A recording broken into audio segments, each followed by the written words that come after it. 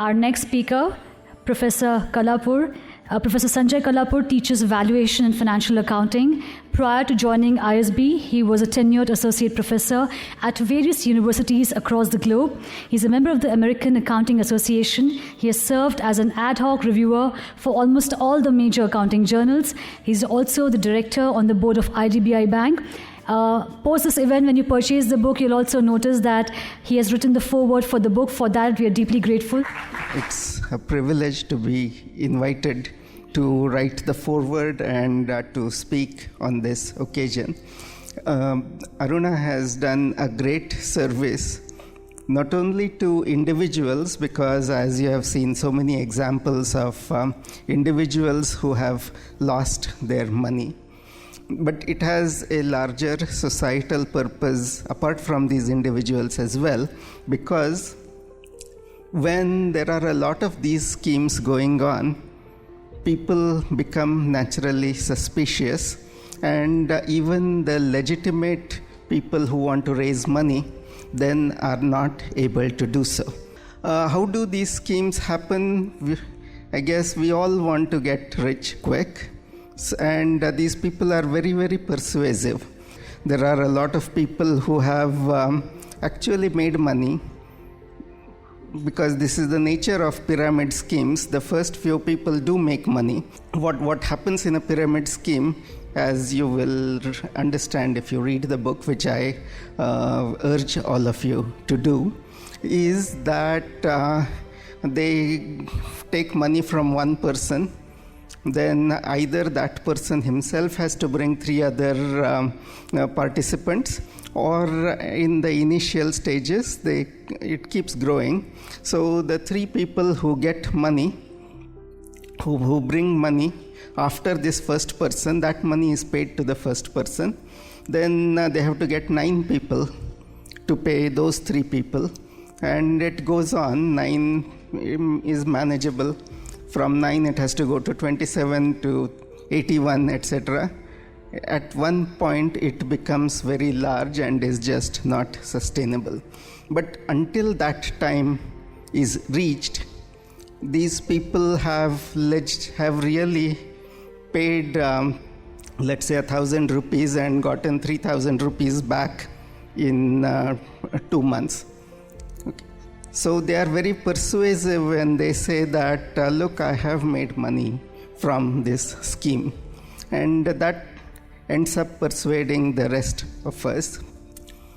Secondly, what happens is, once you have paid money, you yourself become the biggest supporter, because you don't want to admit that you made a mistake.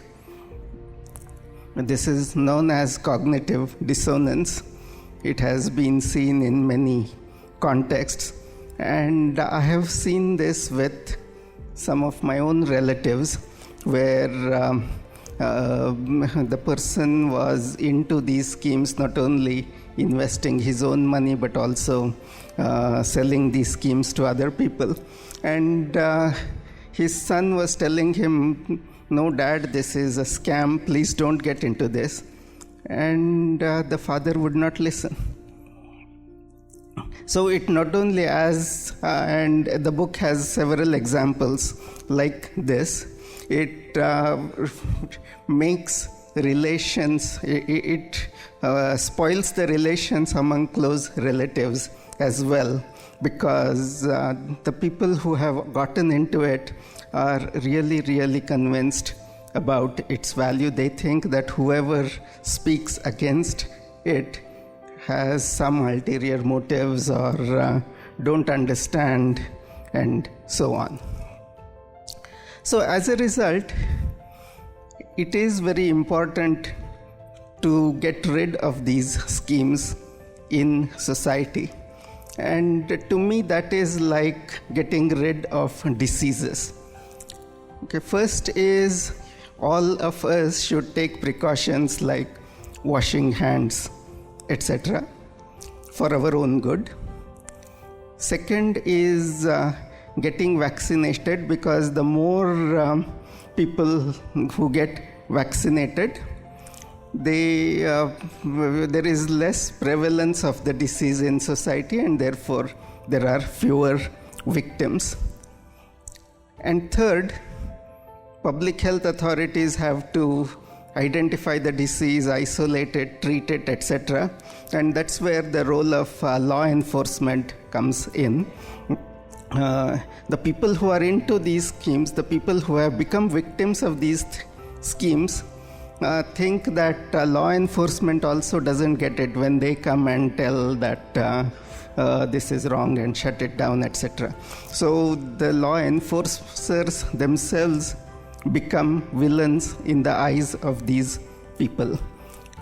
It takes a brave law enforcement officer to then go ahead under these circumstances. There are some here, like Mr. Sajjanar, and we have to applaud their efforts. And finally, once again,